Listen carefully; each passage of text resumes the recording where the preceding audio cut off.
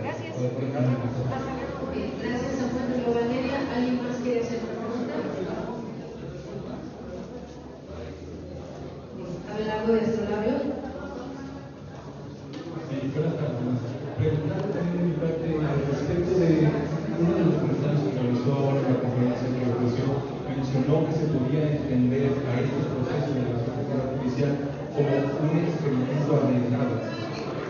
¿Considera que, como lo comentó, no cree que falta quizá más tiempo, más normativa al respecto, o quizá un periodo más largo antes de aplicarlo como lo estamos haciendo ahora en México? ¿Alguien más quiere hacer ahorita otra pregunta? María Elena, del periódico Pulso. Sí, buenas noches, ministra. Preguntarle, también hizo un último comentario en la ronda de preguntas respecto a que los jueces no van a ser representantes populares, sin embargo sí serán electos por voto popular de la gente. ¿No sería un comentario contradictorio o cuál sería la justificación de este dicho? Por favor. Jorge Torres, de Plano Informativo. Ministra, buenas noches. Preguntarle también, sabemos que ha estado en varias partes del país en este tipo de pláticas respecto al tema de la reforma judicial de la Suprema Corte. Preguntarle cómo ha visto el clima en los estados sobre este proceso inédito en el país de elección judicial. ¿Cómo ve la ciudadanía? ¿La ve animada? ¿Ve también alguna problemática en el aspecto de información de cómo va a votar? Porque también es un tema por ahí complicado. Usted incluso también lo dijo ahorita en su presentación de que a lo mejor los tiempos de radio deben ser utilizados para explicar a la gente cómo va a ejercer su derecho en esta elección. Nos pueda platicar cómo ha visto este panorama y específicamente cómo lo ve ahorita en San Luis Potosí. Gracias. Damos oportunidad a la ministra para poder dar respuesta.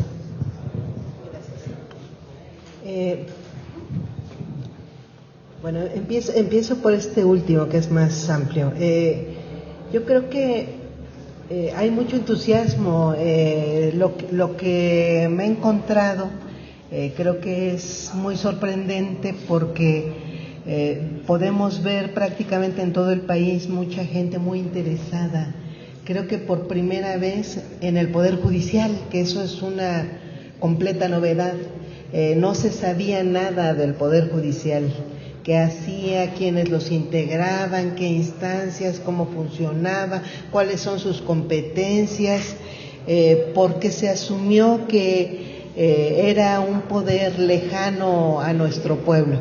Entonces, más bien lo que he constatado es este interés grandísimo en sectores muy populares, en sectores académicos, en sectores profesionales, en comunidades urbanas, pero también en comunidades rurales.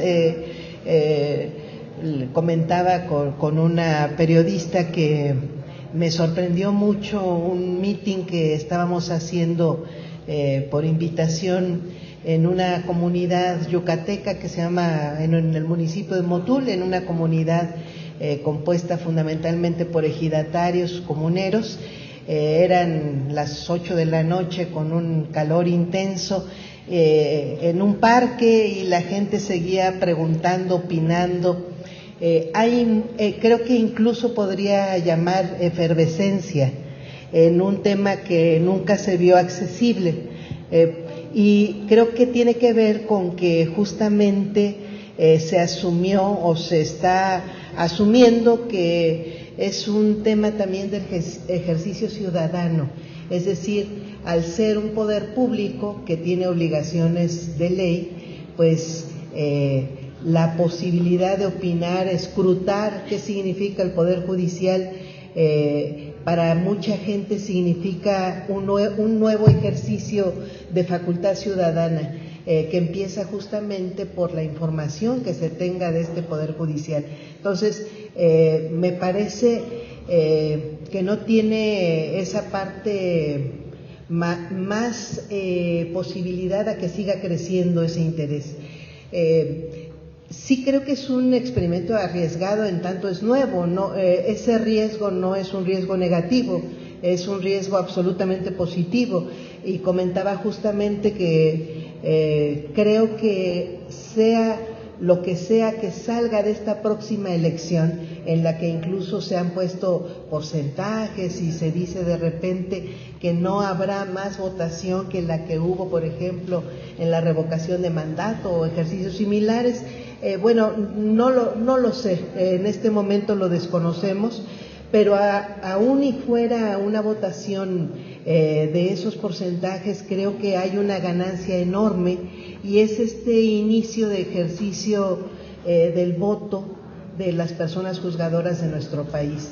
Vamos a pasar de que nadie las elige, las designan actualmente, pues un Senado que se integra de 128 senadores, más la propuesta del presidente de la República o la presidenta, que bueno, pues ella ya no hará propuestas, pero digamos que de un proceso en el que intervenían 129 personas, pues en el peor de los casos pasará a ser un proceso en el que intervengan 10, 15 millones de personas. Bueno, pues creo que ya fue ganancia. Sin duda alguna se tendrán mejores perfiles, mayor representatividad en términos de que habrá personas de diferentes orígenes de nuestra sociedad, orígenes jurídicos, orígenes personales, orígenes incluso sociales, que estarán integrando o siendo parte de las personas juzgadoras. Se pregunta sobre si no constituye actos anticipados de campaña o qué opino al respecto. Hay una definición muy clara en el artículo 3 de la Ley General de Instituciones y Procedimientos Electorales, que define lo que es un acto anticipado de campaña como aquella expresión, dice, que busca y llama al voto, que promueve a personas determinadas llamando a la ocupación de un puesto específico, y tiene que ser expreso este llamado. Yo no veo en este momento que alguien esté realizando llamados a votaciones, y por lo tanto, bueno, incluso la presidenta del INE daba un criterio que me parece a mí importante, que es que no puede haber un acto anticipado de campaña de personas que ni siquiera han sido declaradas como candidatas. Entonces hay un tema ahí de facto y jurídico que no acreditarían tal cosa. Bueno, además de que el INE tiene que emitir unos lineamientos al respecto, decirnos en qué va a consistir la campaña. Se comenta, bueno, si son representantes populares o no, si hay contradicción. No son representantes populares en tanto no representan pues algo que es lo que en la cultura política estadounidense, por ejemplo, que en la que se ha trasladado mucho a nuestro país, llaman el mandato popular. No hay mandato en nuestro caso, ni puede haberlo. Es decir, no podemos nosotros, y justamente sería un enorme error que alguna persona juzgadora fuera representante de un grupo social, de un sindicato, de una facción, de una parte de la sociedad, y asumiera que su función en los juicios pues justamente se pierde, y ahí sí creo que tiene que ver pues como valor fundamental del ejercicio de las personas juzgadoras pues la imparcialidad, y la imparcialidad requiere, por supuesto, que no se asuma una representación de una parte de la sociedad. Yo lo que creo es que debe representar al conjunto del pueblo mexicano, en todo caso, representar y además asumir los principios y los valores que tiene nuestra Constitución, practicarlos en las sentencias. Y entonces, pues no sé si a eso podamos llamarle representación. Creo que en términos de lo que actualmente significa un diputado, un senador, que también son electos, pues no, porque sí es válido que un diputado y un senador represente a una parte. De hecho, para eso se elige, para representar a una opinión determinada, y por eso es que forman parte y se eligen a través de partidos políticos que a su vez su connotación fundamentales que representan a una parte de la sociedad. Esta característica en un juez pues no es posible, sino más bien debemos, creo yo, considerar que un juez, una jueza debe representar al conjunto del pueblo mexicano. Y esa forma de pensarse como persona servidora pública de la totalidad de nuestro pueblo, pues ejerce a través del respeto y de la garantía justamente de los valores que contiene nuestra Constitución: interés público, interés social, defensa de la soberanía nacional, defensa de la rectoría del Estado a través de sus actividades económicas estratégicas.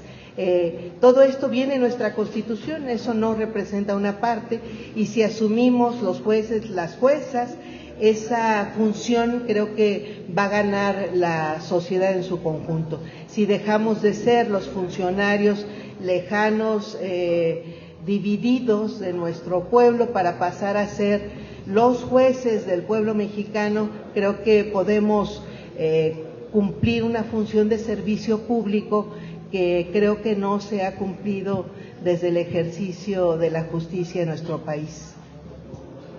Gracias. De este lado está la compañera del Código San Luis. Magistrada, preguntarle si, bueno, durante la conferencia usted mencionaba que se ve una notable falta de resultados por parte de los jueces. ¿Cree que la reforma judicial va a mejorar esto? Nuevamente, durante la conferencia mencionaba que hay una falta de resultados por parte de los jueces. ¿Cree que esta reforma realmente va a mejorar la situación? Sí, y también aquí otra compañera, Ana Dora de Octopus México. ¿Cómo está, ministra? Buenas noches. Preguntarle sobre estos amparos que se han estado promoviendo. Usted habló en su conferencia que no hay temor, o sea, que van paso a paso, pero esto podría prolongarse o podrían, o sea, que no fueran las elecciones en junio, ¿qué es lo que ustedes están visualizando? Por otra parte, también acaba usted de hablar del tema de abstencionismo. ¿Cómo están llegando a la ciudadanía? Porque realmente la ciudadanía desconoce del tema en general, si no está inmersa en lo jurídico, si no temen que haya un abstencionismo garrafal, ¿no? Y esto sea contrario a lo que ustedes están buscando. Y por último, entiendo que están blindando sin campañas para lo del narcotráfico. Sin embargo, el país está atravesando una situación de violencia grave.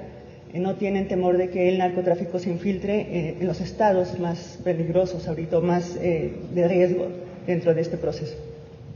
Gracias. Listo, serían todas las preguntas. Si la reforma puede revertir la falta de resultados, creo que sí, creo que además sería una consecuencia prácticamente automática, porque una de las principales virtudes de la democracia es justamente que se pone en digamos que en el ámbito público lo que hacen los servidores públicos. Pasa a ser un derecho de la ciudadanía la rendición de cuentas, la transparencia, y por lo tanto, pues ahora, para empezar, se va a poder conocer lo que hacen los jueces.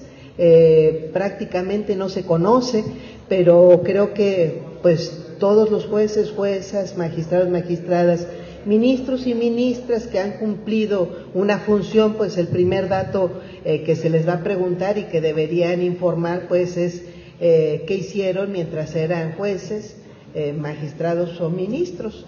Y por lo tanto, pues hay un estímulo automático para el juez para funcionar, para dar buenos resultados. Trabajó así, pues entonces merece ser ratificado. En el caso de los ministros no van a poder reelegirse, pero los jueces y los magistrados sí. Entonces tienen ahí pues un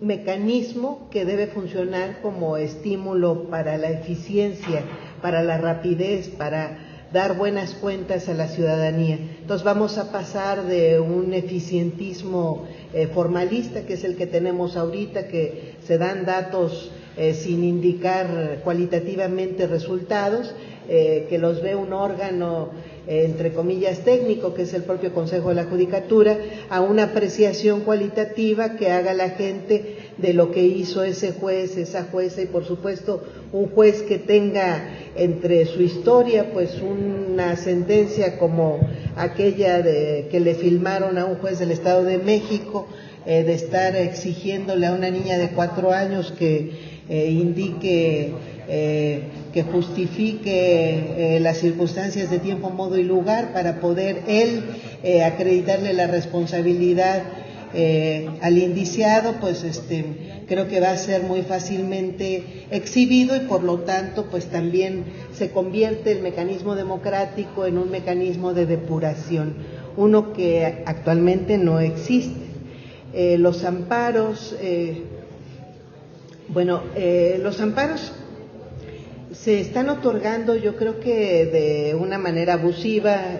Todavía creo que no se otorga amparo propiamente, sino solo suspensiones.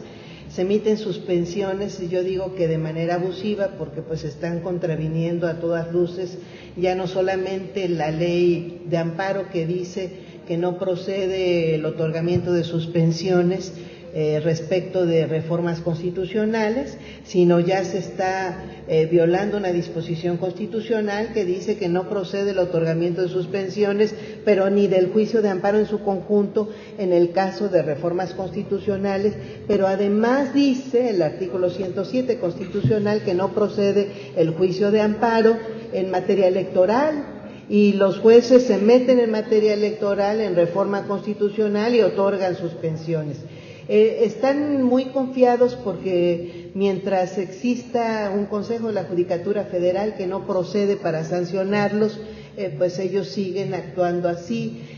Yo creo que no deberían estar así de confiados en una impunidad, porque ese Consejo de la Judicatura Federal va a cambiar, y sí se arriesgan a que alguien les imponga la sanción que procede, que incluso yo diría que hasta podría caracterizarse ya o tipificarse la existencia de un delito contra la administración de justicia, o de abuso de autoridad, o de suplantación de autoridad, o de competencias. Es decir, no deberían actuar con esa impunidad estos jueces, no solamente porque su deber es respetar la Constitución y la ley, sino también porque va a haber órganos que sí pueden llegar a sancionarlos. Hasta ahorita pues hay responsabilidad de los órganos políticos, que incluso dicen no deberíamos tensar estas circunstancias, y por eso no interponen las denuncias correspondientes, pero pues esto no va a ser eterno, creo yo. Y sí están tensando, esta parte del Poder Judicial está tensando bastante, porque por un lado renuncian a su cargo, no van a participar en la elección, van a obtener, porque ya aseguraron, condiciones excepcionalísimas que no tiene ningún trabajador mexicano, entre otros ninguno a los que ellos les han resuelto sentencias. A nadie le otorgan liquidaciones como las que se van a otorgar a los jueces que han renunciado, a nadie se otorgan pensiones como las que se van a otorgar a jueces y magistrados que han renunciado. Entonces deberían ser mínimamente corresponsables con este trato institucional que le dio el Poder Legislativo, y que les dio la propia reforma constitucional, y dejar de obstaculizar un proceso que no tienen por qué decidir los jueces, y que ya decidió pues el órgano competente, que es este poder reformador de nuestra Constitución. Y finalmente, pues si hay por un lado abstencionismo de la ciudadanía, pues creo que hay que promover, la primera responsabilidad es promover la elección. La tiene el INE principalísimamente, pero creo que la va a tener quien participe en el propio proceso electoral también. Y finalmente, pues creo que no hay lugar para la incursión del narco en estas candidaturas, y no la hay por todos estos procesos de filtración que se están teniendo, que no son nada menores, en realidad están terminando de ser bastante fuertes, más de lo que parecía. Pero además pues no va a haber financiamiento ni privado ni público para las campañas.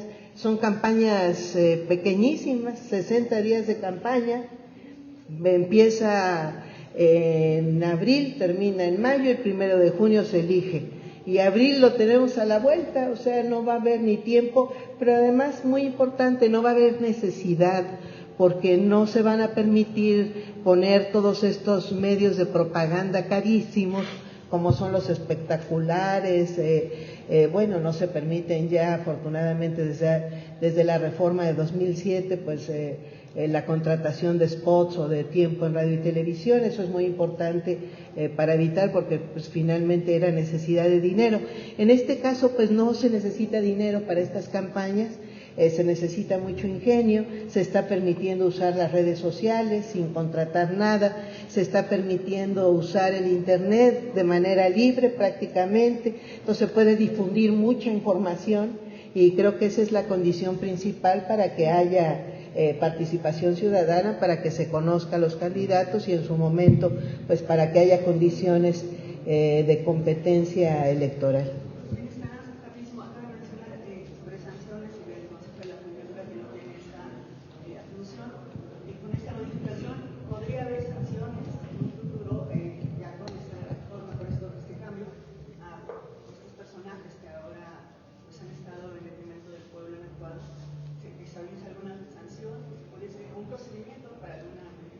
Pues hay ya, en nuestro Código Penal hay varias figuras de delitos contra la administración de justicia.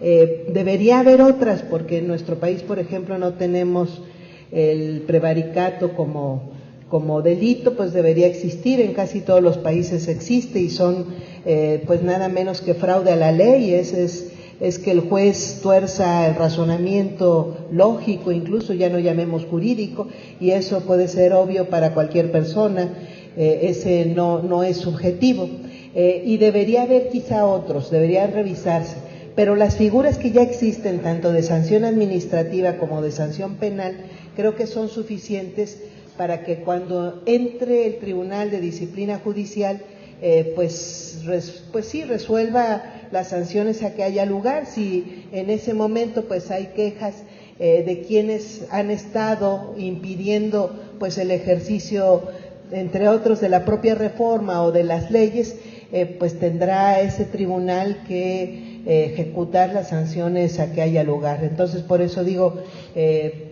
¿por qué tanta confianza en la impunidad? Muchas gracias. Concluimos así la conferencia.